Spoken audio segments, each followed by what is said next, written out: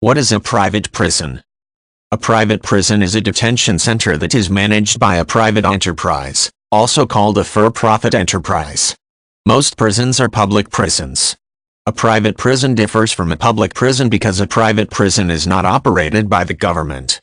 Instead, the government pays a private enterprise to run the prison.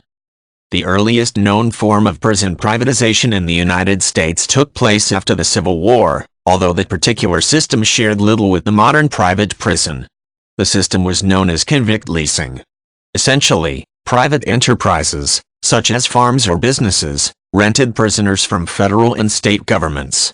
The prisoners would then provide labor for the private enterprises as if they were employees. The topic of private prisons is a controversial one. Opponents of prison privatization argue that for-profit companies should not be in charge of inmates because they'll have a higher probability of being mistreated and abused. Additionally, opponents of private prisons argue that by privatizing prisons, companies are essentially making money when citizens go to jail. The longer they stay in jail, the more money the enterprise will make. Therefore, opponents say, the private prison industry will contribute to lobbying for harsher sentencing in order to serve their financial interests. Proponents of the private prison industry argue that governments waste money on inefficient jails and detention centers and that the system should be left up to private enterprise. A private enterprise, it is argued, will have incentive to be more efficient in order to make more money. This also can create jobs and result in economic growth.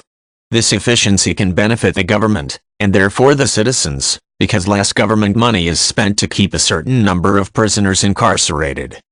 The number of prisons that are private represents a small minority. For example, as of 2010, there were approximately 2 million prisoners in the U.S., including those in state penitentiaries, local jails and federal prisons, but only about 100,000 of those were in private prisons. There were fewer than 300 private prisons in the U.S. as of 2010.